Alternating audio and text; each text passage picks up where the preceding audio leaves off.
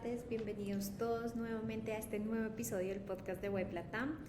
Yo soy Alejandra León y estoy con mi coequipero Gerardo Calderón. Gerardo, bienvenido. Hola Ale, muy buenos días, buena tarde a todas y todos. Encantado de estar aquí en este nuevo capítulo.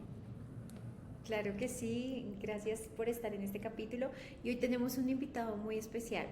Martín es una voz de la industria. Yo sé que cuando las personas vean este podcast van a decir, definitivamente lo conozco, me es una cara familiar. Martín, bienvenido. Muchas gracias, Ale. Gracias, un placer estar con vos y con Gerardo. Con Gerardo estuve hace muy poquito, allí en México. Exacto. Así que siempre es un placer conversar con ustedes. No, gracias a ti por aceptar nuestra invitación. Para los que no sepan, Martín Padula cuenta con una sólida formación de base de Sociología en la Universidad de El Salvador y un máster en Administración de Negocios de la Pontificia Universidad Católica de Argentina. Su trayectoria se ha complementado con estudios en áreas como estrategia, innovación, transformación organizacional, lo que ha desarrollado una visión integral sobre el empleo y la evolución. Martín es un referente en nuestra región en temas de futuro del trabajo, de empleo, de transformación del mercado. Es fundador y director de Staff en América Latina, una firma especializada en el análisis del mercado de trabajo y que evalúa tendencias del empleo, talento, evolución de la industria de servicios de empleo en la región y demás. Martín ha trabajado a lo largo de muchos años en esto y creemos que es una voz muy visible en el contexto latinoamericano porque sabemos que tiene una posición importante en diferentes escenarios. Martín, gracias por aceptar nuevamente nuestra invitación y bueno, queremos hablar contigo de muchas cosas. El primero es, ¿cómo describirías hoy el estado del mercado laboral en América Latina? Bueno, qué pregunta amplia para empezar. Por supuesto, como siempre digo, sobre todo cuando me consultan personas de Estados Unidos, de Europa o de Asia, América Latina es muy diversa, ¿no? Tendemos a hablar en términos generales de América Latina, pero sabemos perfectamente que cada país tiene su realidad, su cultura, sus marcos regulatorios, sus particularidades vinculadas con el talento, sus economías regionales, por lo cual la tipología también de las empresas usuarias de nuestros servicios varían. Pero en términos generales yo creo que si lo miramos a nivel macro, digamos, como me gusta decir a mí, con una luz del teatro enfocando la región, yo veo dos drivers muy importantes que son los que están reconfigurando el mundo del trabajo, no solo en la región, sino también en el mundo. Y aquí están los matices respecto de estos drivers en cada región y luego en cada país cuando se hace el doble clic. Para mí los dos grandes drivers que están cambiando vertiginosamente el mercado de trabajo tienen que ver con el cambio tecnológico. Esto venía ocurriendo a una velocidad muy importante, la pandemia lo aceleró un poquito más y apareció la inteligencia artificial. Y bueno, esto realmente generó un nivel de velocidad que muchas veces en algún punto nos abruma. Para otros nos resulta fascinante, pero que definitivamente es un dato. Y el otro gran tema para mí tiene que ver con el otro driver que está modificando esto, tiene que ver con aspectos demográficos. Por un lado el envejecimiento poblacional y por otro lado la baja en términos generales, después hay particularidades en algunos países, de la tasa de natalidad. Entonces ahí, digamos, esto tiene que ver con la cantidad de gente que de alguna manera sale de los mercados laborales más tradicionales, y supongo que veremos en el transcurso de esta conversación que necesitamos que dejen de ser tan tradicionales,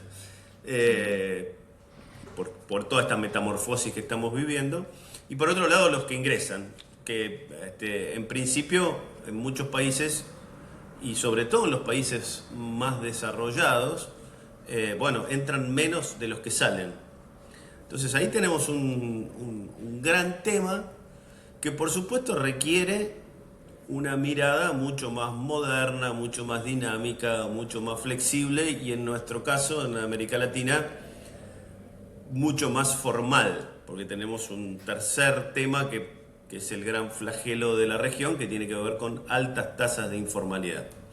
Así que bueno, veo un mercado laboral en transición, estamos viviendo múltiples transiciones en paralelo, que pide a gritos obviamente una modernización y una mirada diferente, una mirada más acorde con este paradigma, que no es el paradigma tradicional en donde nos formábamos durante un tiempo, poníamos en juego esas competencias durante otro tiempo y luego nos jubilábamos y la tasa de cambio relativa era muy estable y la expectativa de vida era 65 años.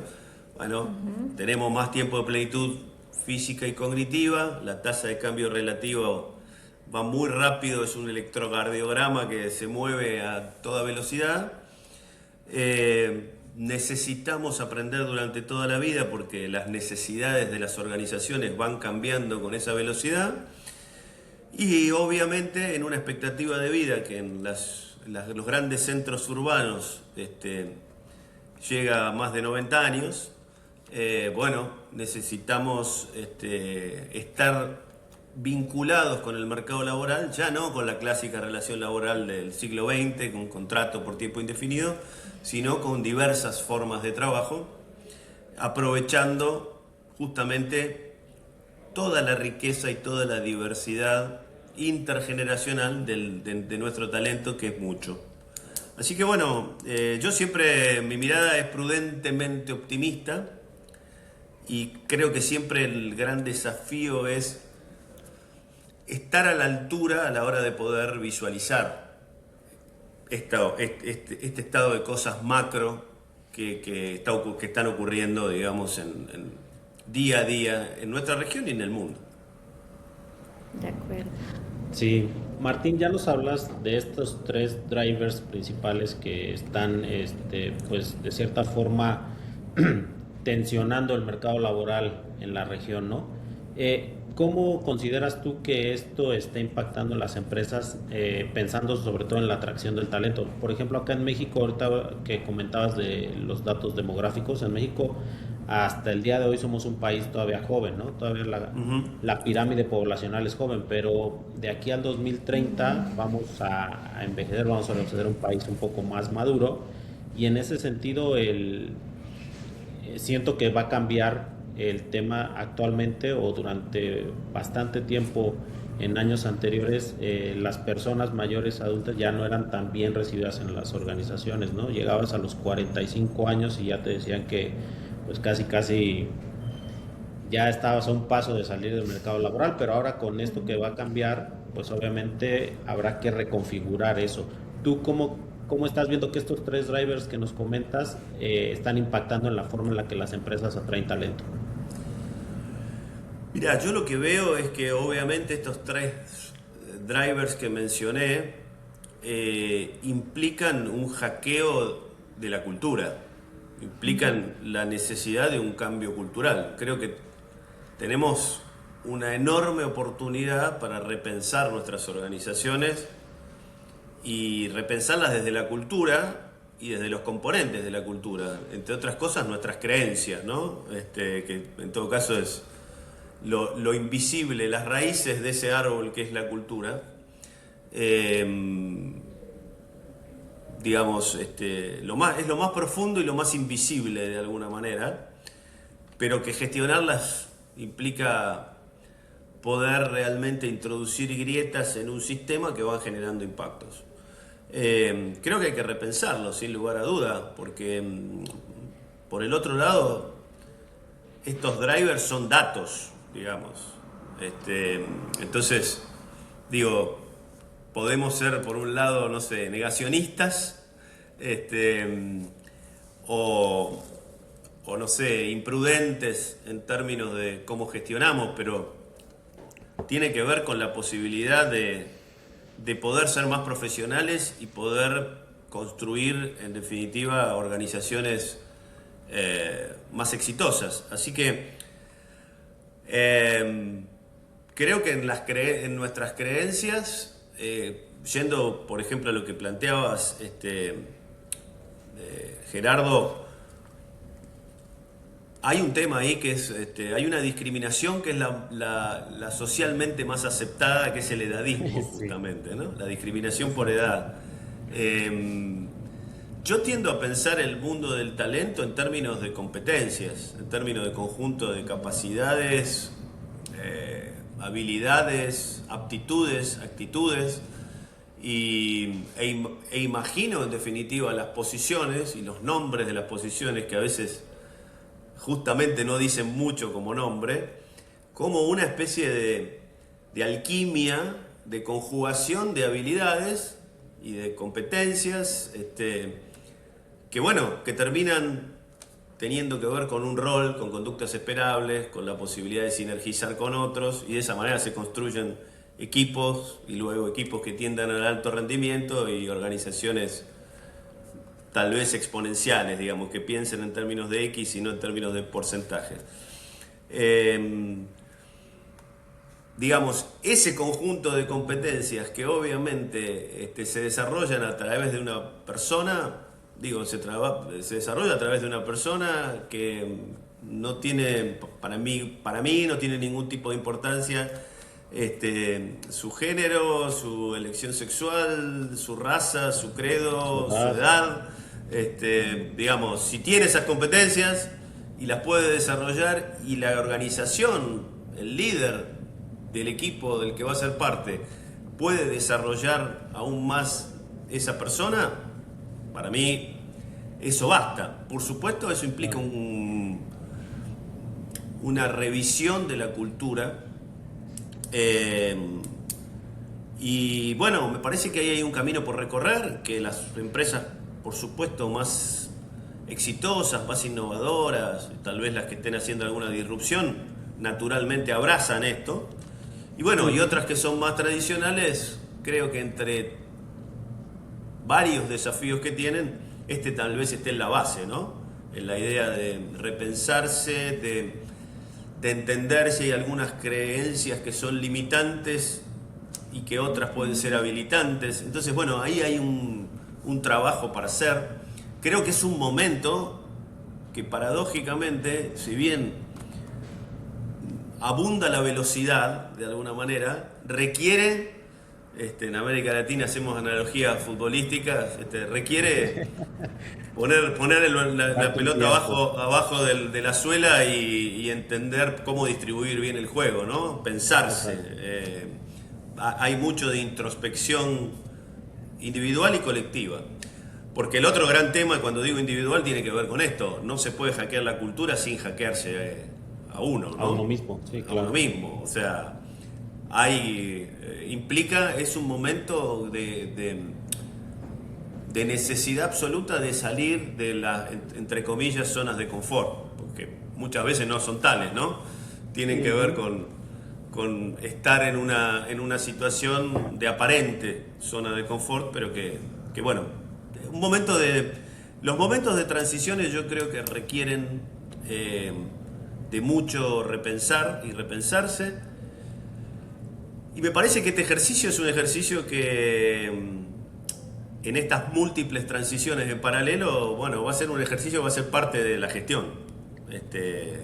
No es que y bueno, ahí entra mucho de experimentación también, ¿no? De amigarse con esto, ¿no? No es que hay no, y por otro lado, no solo la primera te va a salir, sino que lo que decidas no es que es una decisión por muchísimo tiempo. Claro, como en otras épocas era un poco más común. Hoy requiere de esa repensar y revisitar eso mucho más seguido, diría cuasi permanentemente. Así es. Martín, hay una cosa que me surge a mí, como una duda que me surge, y es, tú hablabas sobre todo de esta velocidad a la que llegó la IA y cómo está generando ciertas dinámicas. ¿Cómo crees justamente que está impactando la digitalización y la inteligencia artificial los mercados laborales en la región, en América Latina? ¿Sí? ¿Y qué pasa? ¿Cómo crees qué crees que podemos hacer frente a eso? Bueno, es interesantísima la pregunta porque me parece que en el modo en que esto se aborde, nos jugamos gran parte del, del- del campeonato, digamos, ¿no? Yo creo que, digamos, hay una mirada vinculada con la inteligencia artificial que tiene que ver con introducir inteligencia artificial para ganar eficiencia y productividad, digamos. En esa dinámica, obviamente, hay reemplazo de puestos de trabajo. Digamos, la inteligencia artificial reemplazando personas y tareas. Mi mirada respecto de eso es que sería el peor error que podría cometer la región, digamos. Creo que es una mirada, en definitiva, muy del siglo XX, digamos, es decir, es una herramienta más, una maquinaria más, una tecnología más para ganar productividad. Seguimos en un paradigma fordista, taylorista, bien industrial. Y a mí lo que me parece interesante y en donde está la gran oportunidad, y ahí yo veo una oportunidad muy igualadora desde el punto de vista geopolítico.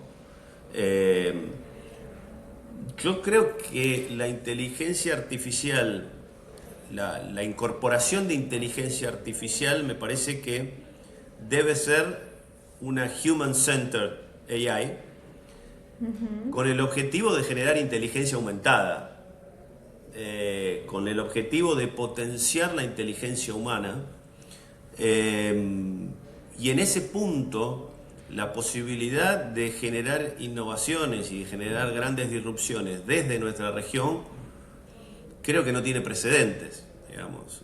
Entonces yo lo que creo es que quienes gestionen ya no talento, sino talento híbrido, talento humano y artificial, con el objetivo de generar esta idea del conocimiento aumentado, de la posibilidad de innovar, bueno, estarán de alguna manera desarrollando futuro.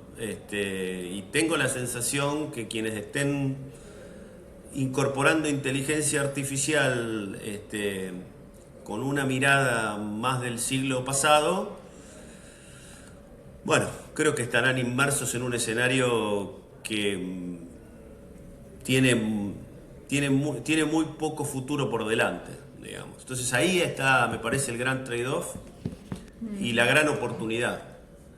Y obviamente después lo que me parece muy importante es el propósito respecto de el para qué introducir inteligencia artificial. Yendo al sector, me parece que, bueno, se puede generar una enorme innovación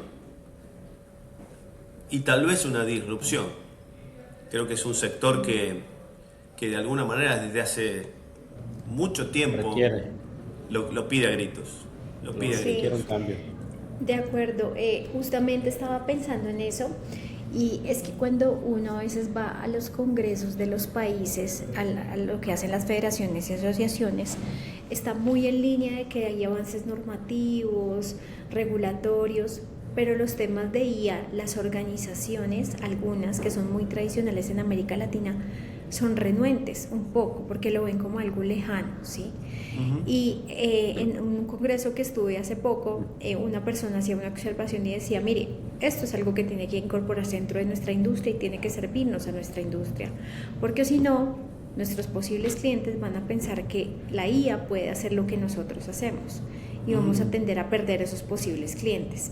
Entonces, bajo esa premisa, ¿cuál crees que podría ser como la alternativa para el staffing, para las agencias privadas de empleo, para el Work Agency, para las empresas de servicios temporales, de avanzar hacia la IA? ¿Cómo lo pueden hacer? ¿Qué crees que podrían hacer?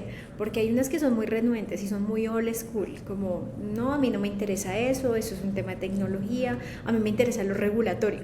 Pero realmente esto es algo que ya está permeando en todos los niveles de los mercados y de nuestra industria. Bueno, a ver, lo conecto con lo que desarrollé en la primera pregunta que me hicieron, digamos. O sea, yo lo que creo que en esta necesidad de repensar todas las organizaciones, incluyendo la de nuestro sector, digamos, y teniendo en cuenta esos dos drivers que mencioné, la tecnología yo creo que hoy es parte de la estrategia de cualquier negocio, incluyendo del negocio vinculado con las Workforce Solutions, para ponerlo como concepto genérico que incluye todas las siglas que conocemos, digamos. Todas.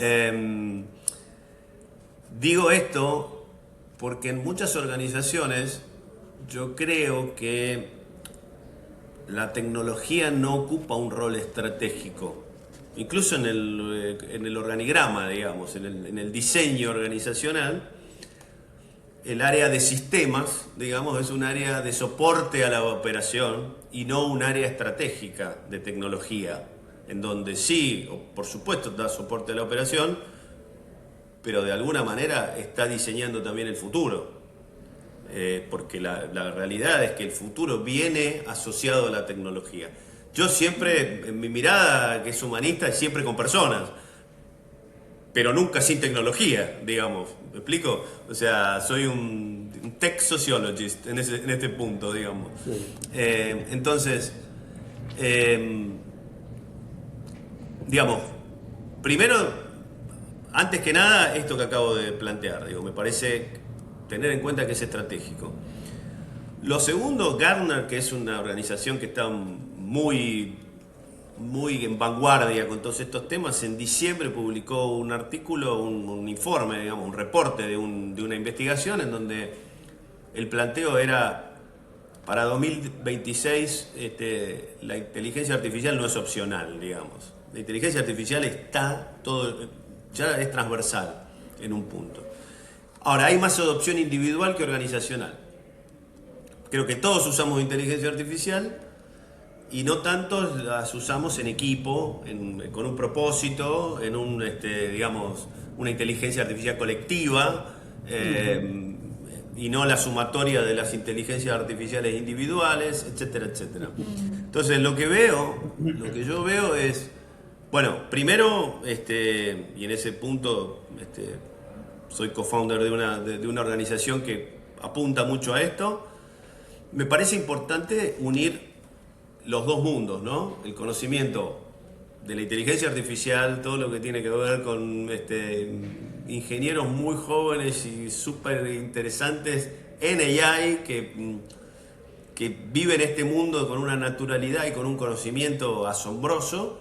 Y por otro lado, es muy importante conocer el negocio, digamos, las especificidades, la disección de lo que implica una de nuestras compañías, ¿no? Y eso me parece muy importante, unir esas dos cosas. Y a partir de ahí, yo lo que creo es que lo interesante para los escépticos, para los incrédulos o para los temerosos también, que es válido el temor a cualquier tipo de innovación, siempre trae un poquito de temor. E incluso para los que todavía están muy en ese paradigma industrialista, diría yo, lo interesante de esto es que se pueden lograr victorias tempranas. Se pueden lograr pequeños cambios introduciendo inteligencia artificial, Human Centered AI, especializada en Workforce Solutions. Se pueden lograr, si querés, impactos inmediatos desde aquel paradigma, desde el paradigma de la productividad. Ahora, a partir de eso, yo creo que viene lo más interesante.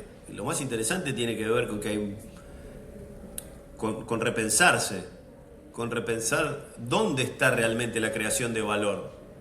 Porque te encontrás con que a veces algo que tiene un valor percibido más o menos interesante no es tal, porque se puede parametrizar, programar, desarrollar mucho más rápido, mejor, más eficiente, con una frecuencia determinada, etcétera, etcétera. Y me parece que eso libera talento, porque también muchas de esas tareas son repetitivas, poco desafiantes, en algunos casos alienantes, y digamos, no se trata de reemplazar, sino de aprovechar, de desbloquear el potencial del talento.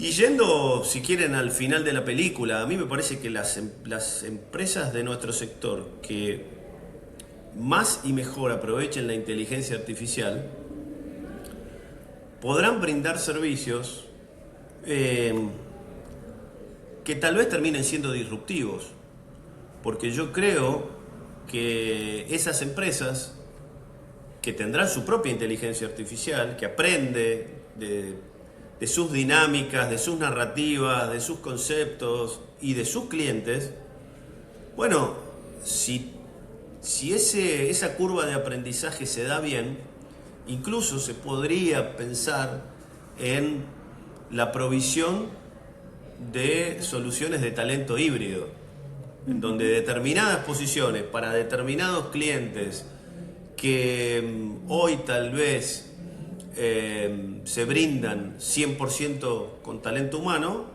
tal vez se puedan algunas posiciones brindar a través de talento artificial. Y eso implica la disrupción del negocio también, ¿no? Porque resuelve otros temas vinculados con, si quieren, con margen bruto, con evita, con otras variables financieras, con contingencias. Entonces, bueno, creo que la introducción de la inteligencia artificial, con el concepto de inteligencia aumentada, con el concepto de como una herramienta hiperpoderosa para potenciar el talento humano y para potenciar el negocio, no me atrevo a decir a dónde está el límite, digamos. Bueno, los límites sí me atrevo a decir. ¿Dónde están los límites? En lo ético, en los marcos regulatorios, en el deber ser, por supuesto, ni hablar. Que es muy importante. Sí. Oye, pero ahorita que comentabas esto de el talento híbrido, me sonaba incluso a película de ciencia ficción, pero vemos que la realidad cada vez nos está supera, enseñando que la ciencia ficción era un cuento, ¿no? Y lo de la velocidad tiene que ver con esto. Estos, yo digo chicos porque son mucho más jóvenes que yo, pero son ingenieros en IA muy jóvenes que están allí en Monterrey, cerca de donde vos estás, Gerardo. Sí.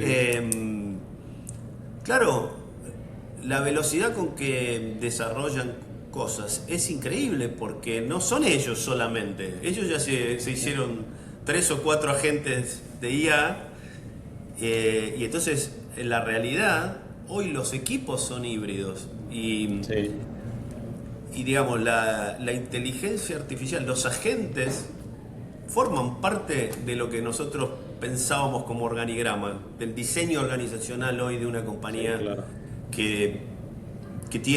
que ha introducido la inteligencia artificial como una parte natural de los flujos de trabajo y demás. Entonces, así es. Me parece que eso es, en definitiva, es será una consecuencia natural, me parece, en estos servicios que brindamos. Bueno, que por supuesto mucho de ganancia para los clientes en términos de eficiencia, de todo lo que tiene que ver con el paradigma anterior, pero me parece que puede haber mucha inteligencia aumentada para brindarle al cliente y para incluso en un win-win muy interesante, que en definitiva genera esta innovación y tal vez alguna disrupción, ¿no? La disrupción total del negocio. Del negocio. Fíjate que algo que comentabas que me parece muy importante es el propósito, porque siento que ahorita con toda la llegada de la inteligencia artificial en todas las organizaciones, porque también es cierto lo que dices, cada quien personalmente estamos empezando a utilizar la IA para temas personales, pero no lo hemos hecho en conjunto. Y siento que las organizaciones, o algunas de ellas, y bueno, más allá que las organizaciones, las personas que dirigen las organizaciones están cayendo a lo mejor en el error, y ya ahorita ustedes me dirán qué piensan, de querer entender, digamos, la inteligencia artificial desde el punto de vista operativo. O sea, todos quieren saber cómo crear un agente, todos empiezan a querer crear sus robots para que les ayuden a hacer ciertas cosas. Tareas. Y me parece que el fondo de eso, y justo para entender y utilizar la inteligencia artificial a tu favor, tiene que ser identificar primero el propósito. ¿Qué es lo que quieres lograr con esa inteligencia más allá de saber cómo desarrollar un prompt o un agente virtual? Absolutamente. Creo que es determinante eso, sin lugar a duda. Porque como trato de decirlo muy gráficamente, la inteligencia artificial sin repensar la compañía probablemente lo que haga es traerte más rápido y más evidente tu problema, tus ineficiencias, digamos. Sí. Por lo cual me parece que, ¿cómo decirlo? La irrupción tiene tal potencia que casi obliga a repensar y repensarse. Entonces, lo rico me parece que pasa por ahí.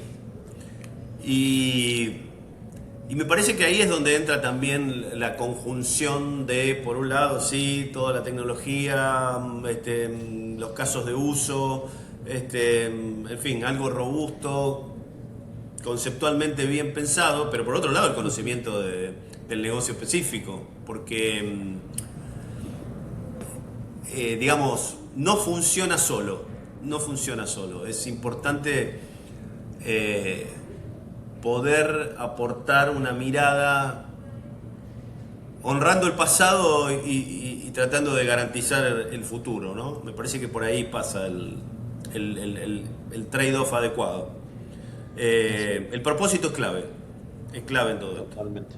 Y ahí, bueno, creo que eso implica, no sé, por ejemplo, el pasaje de una visión a un propósito transformador masivo, que incluya de alguna manera equipos que ya no pueden concebirse solamente con personas. Entonces, bueno, es como una especie de sismo importante, ¿no? Sí. Es shaker esto, Sí. es... Entonces... Sí. Al final del día, el desafío mayor es comprender que esto es tan shaker y estar dispuesto a decir, bueno, a ver, Estar abierto. repensemos todo esto, claro, estar abierto a pensar diferente. Totalmente. Oye, hablabas tú de tres drivers, ¿no? Uno de ellos es la inteligencia artificial, que es lo que estamos platicando, pero pasando un poco al tema de la informalidad, que sin lugar a dudas es uno de los problemas más complejos, yo creo, de solucionar en la región. ¿Ahí tú qué papel ves que juegan las agencias privadas de empleo en el tema de pasar esta informalidad a formalidad, hacer como ese switch? A ver, el papel que juegan... ¿Es probable? No, lo veo... A ver, yo creo que el papel que juegan es importantísimo y el papel que deberían jugar es determinante, fundamental y creo que lamentablemente no hay suficiente entendimiento muchas veces por parte de los policy makers respecto de este impacto. Yo creo que el problema de informalidad en América Latina obviamente está muy relacionado con una concepción muy antigua del trabajo, con marcos regulatorios en general muy rígidos, con una tendencia a visualizar el trabajo como en el siglo XX, con la clásica relación con un contrato por tiempo indefinido. Y me parece que obviamente la necesidad de tener diversas formas de trabajo formales, diversos tipos de contratos, aportan muchísimo en lo que tiene que ver con un abanico de posibilidades a personas que viven de manera diferente o que están en distintos momentos de su ciclo de vida. Ahora bien, hay otro tema que tiene que ver con la empleabilidad, ¿no? Con esto de la formación de competencias basadas en la demanda, con la idea del talento pertinente, del match entre la oferta y la demanda. Y ahí me parece que es en donde las agencias privadas de empleo como tales, y por supuesto para esto ya me habrán escuchado 100.000 veces esto, pero para esto es imprescindible ratificar el convenio 181 de OIT para que estas figuras estén presentes en toda la región. Ahí aparece un rol que para mí es clave, que se da en muchos de los mercados más desarrollados de nuestro negocio y que tiene que ver con la articulación público-privada entre los servicios públicos y los servicios privados de empleo, las agencias privadas de empleo, en dos variables que son clave. Generar talento pertinente, o sea, formar de acuerdo a las competencias que demanda el mercado, que conocemos muy bien porque lo tenemos muy cerca, y la posibilidad de ese talento pertinente rápidamente incorporarlo al mercado laboral formal en las posiciones que tenemos abiertas. Yo estoy convencido que eso implicaría una caída abrupta de la informalidad y un ascenso del trabajo formal muy determinado. Yo quisiera que habláramos un poco de, por ejemplo, ¿cuáles crees que si la industria está siendo suficientemente reconocida como parte de esta solución de la formalización de la región? Es decir, Gerardo te preguntó que cuál era nuestro rol como industria y si tú crees que realmente estamos siendo reconocidos o no lo estamos siendo dentro de este papel que tenemos en la formalización. Y lo preguntamos ¿por qué? Porque, por ejemplo, cuando uno habla de esta industria en Europa, hay un reconocimiento, participa activamente en mecanismos de multilaterales, en la OCDE y demás. Pero cuando uno trata de posicionar a esta industria en la región y el papel tan importante que tiene para la formalización laboral, a veces es desconocido o no se reconoce. ¿O tú cómo lo ves? Sí, creo que es evidente que falta reconocimiento, sin lugar a duda, y es evidente también que esto requiere inversión, Sí.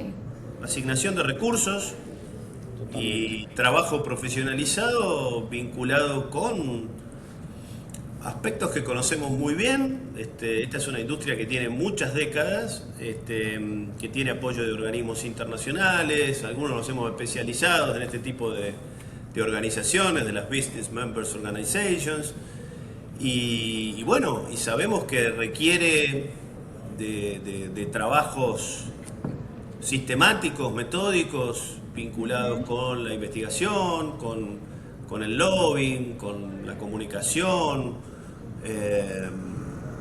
con la elaboración, en definitiva, de papers para poder difundir.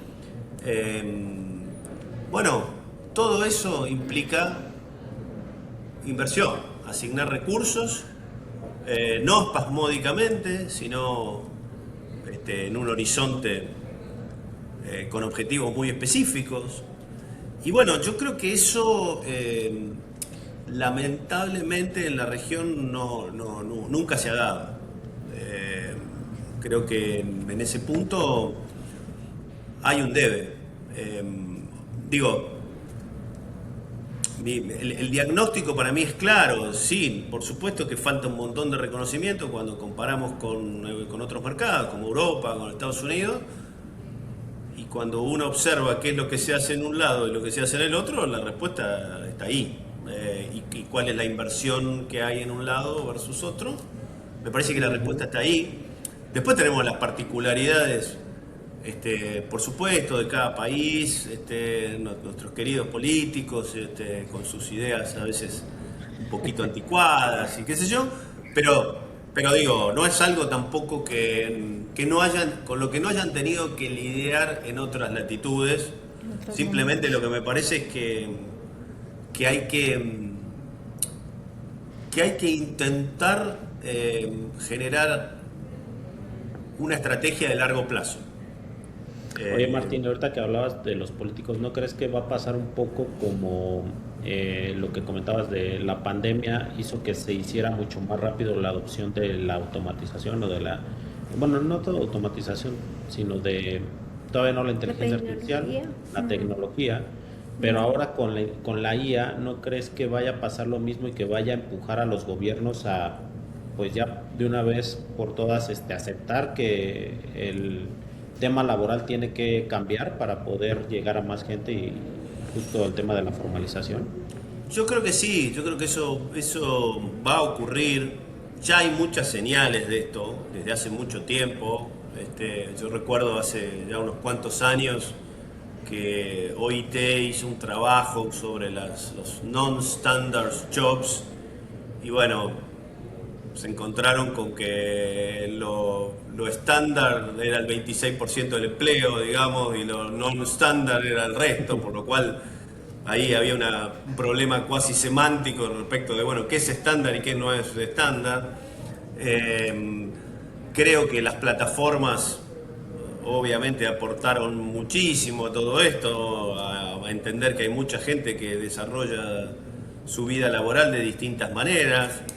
Creo que hay mucho desconocimiento también. Las plataformas, tendemos a pensar en las plataformas de delivery cuando hablamos de plataformas, y es una pirámide en donde hay desde micro workers hasta experts, pasando por todas los tipos de trabajo. O sea, la tecnología obviamente ha aportado esto de acercar la oferta y la demanda, desde los grandes marketplaces mundiales y latinoamericanos, pasando por plataformas de empleo. Ahora, por supuesto que ¿cuál es nuestra enorme ventaja? Y esto implica también un cambio de mindset de nuestras compañías, Bueno, la posibilidad que con el convenio 181 entran o sea, las compañías nuestras podrían administrar realmente diversas formas de trabajo, incluyendo lo que tiene que ver con las grandes plataformas. Entonces, bueno, para eso hay que estar dispuesto, por supuesto. Pero sin duda somos el sector con más historia, con mayor reconocimiento formal de los organismos internacionales, con convenios de OIT. Entonces, volviendo a tu pregunta anterior, por supuesto que lo atribuyo a la falta de sistematicidad y de continuidad en el tiempo, porque el reconocimiento está a nivel global. Por supuesto, después está el debate político y el ruido, si quieren, mediático, o claramente de la arena política respecto de, no, bueno, yo quiero seguir pensando en el mundo del trabajo de mediados del siglo pasado, porque no sé qué. Pero esos son fuegos artificiales, digamos. La realidad se muestra a partir de datos o de estudios como estos que hizo la OIT respecto de, bueno, cómo trabaja la gente. En ciclos tan cambiantes, ¿cómo uno puede pensar que la naturalidad puede ser un contrato por tiempo indefinido, digamos? Sí, que todo es estático, cuando Claro. estamos viviendo en un mundo que diariamente modifica. ¿Quién puede garantizar permanencia e inmutabilidad en algo hoy en el mundo del 2026? Bueno, me parece que ahí estamos, digamos, estamos en ese momento histórico muy particular, pero la oportunidad para las Workforce Solutions, ojalá agencias privadas de empleo, es enorme, sin duda es enorme. Perfecto. Martín, si miráramos a 5 a 10 años, ¿cómo imaginas el mercado laboral en América Latina? ¿Qué piensas que puede pasar en este mediano y largo plazo? Lo primero que digo es, no soy futurólogo, No soy vidente. no Pero tengo con base en todo nada, lo que has visto. o sea, no, y además soy bastante escéptico con lo que tiene que ver con, no sé, tarot, cartomancia, todas esas cosas que no domino, pero que además las miro muy de lejos.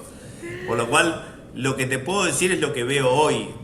Lo que veo hoy, y a partir de lo que veo hoy, algunas tendencias que parecerían que podrían ir firmemente hacia un rumbo determinado.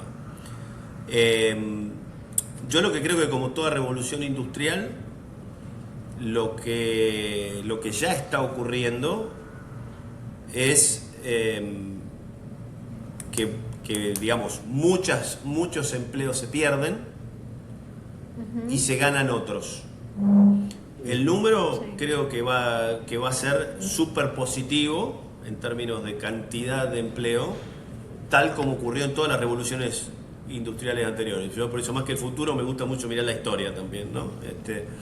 Y siempre, indefectiblemente, lo que ocurrió fue que más gente se incorporó al mercado laboral, pero, y acá viene el pero, que no es menor en nuestra región, siempre se incorporaron poniendo en juego competencias distintas a las del periodo anterior. Esto para mí es sustancial, digamos. O sea, siempre para esos nuevos empleos que crea la tecnología que cambia el mundo, es necesario poner en juego competencias que no eran las que eran dominantes en el periodo anterior.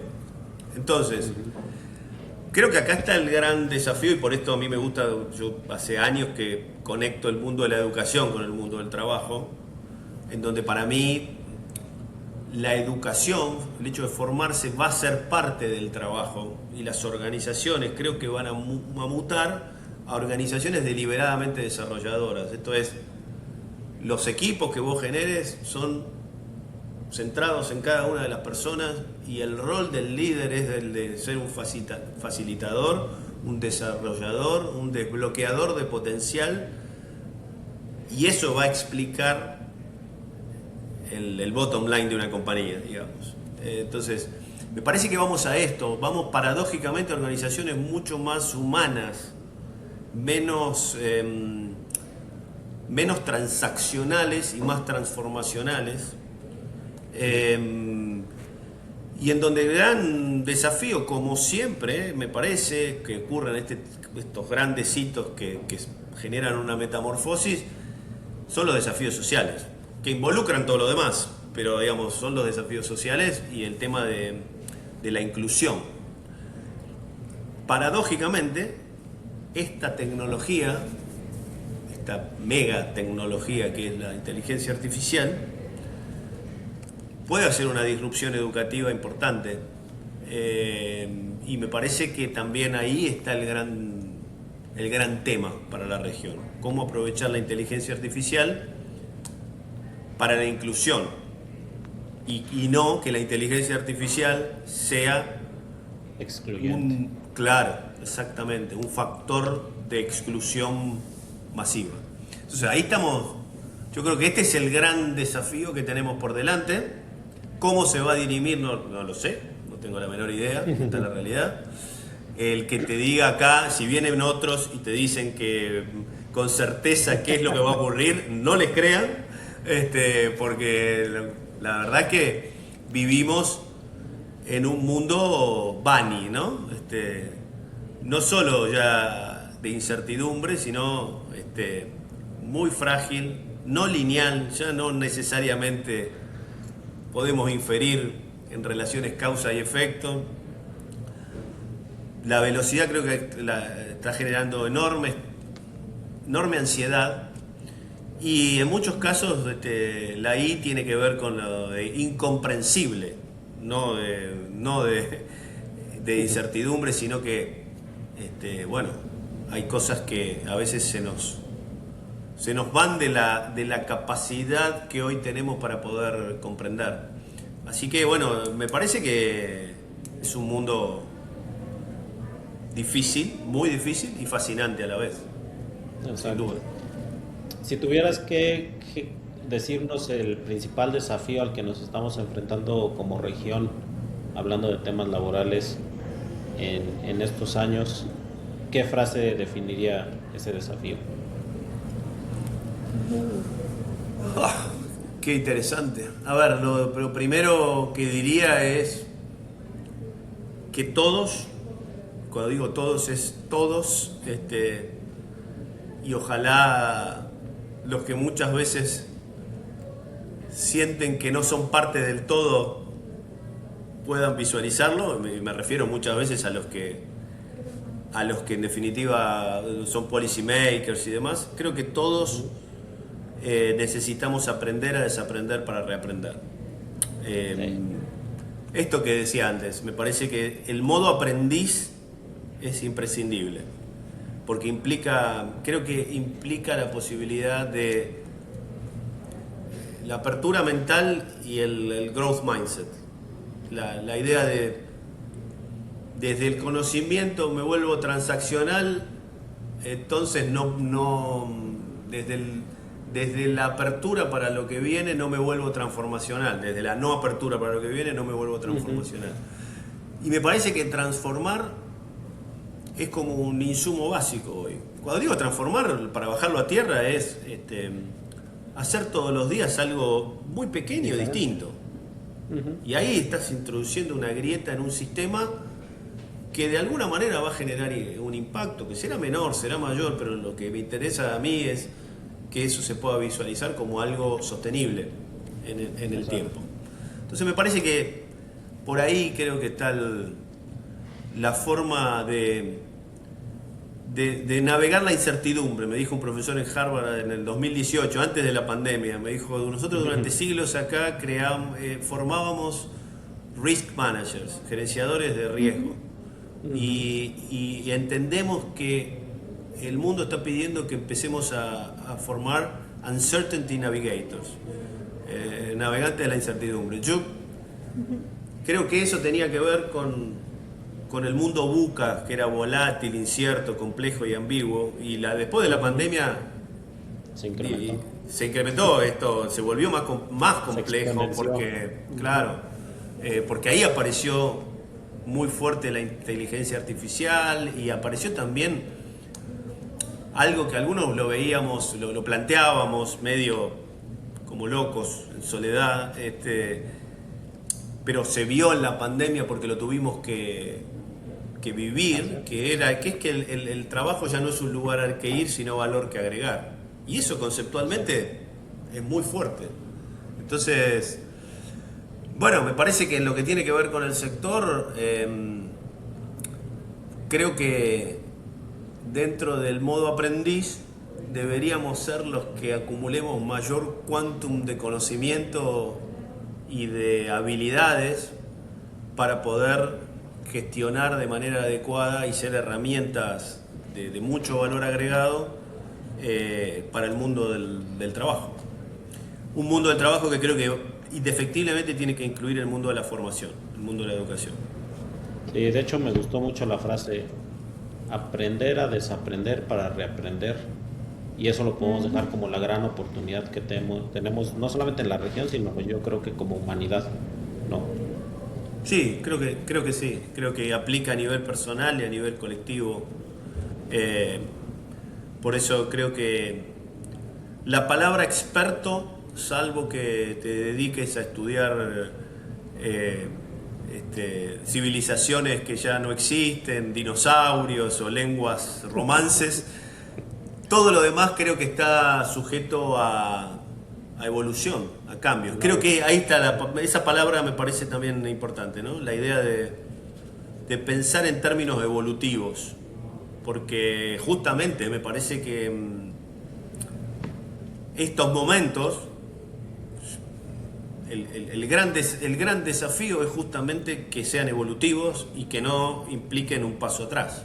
Entonces, exacto, me parece que está todo dado como para que implique una mejora sustancial en muchos aspectos de la vida cotidiana. Bueno, lo importante sería que sea con todos adentro. Claro que sí. Martín, muchas gracias de verdad por haber dados de tu tiempo para hablar sobre esto. De verdad nos vamos con muchas cosas por pensar y repensar. Y gracias por aceptar nuestra invitación a este podcast. No, por favor, siempre un placer y siempre a disposición. Les mando un abrazo a los dos. En un cuánto tiempo hay que volver a tener otro para ver cómo ha avanzado. Cuando quieran, yo encantado. Creo que sí, de acuerdo a la visión ya de corto plazo de Martín, que ya sabemos que la de largo plazo la evidencia no es lo suyo, pero en corto plazo sí nos puede dar unas aproximaciones. Martín, muchas gracias. Gerardo, como siempre, coequipero, mil gracias. Un abrazo, gracias. Un gusto. Igualmente. Chau, chau.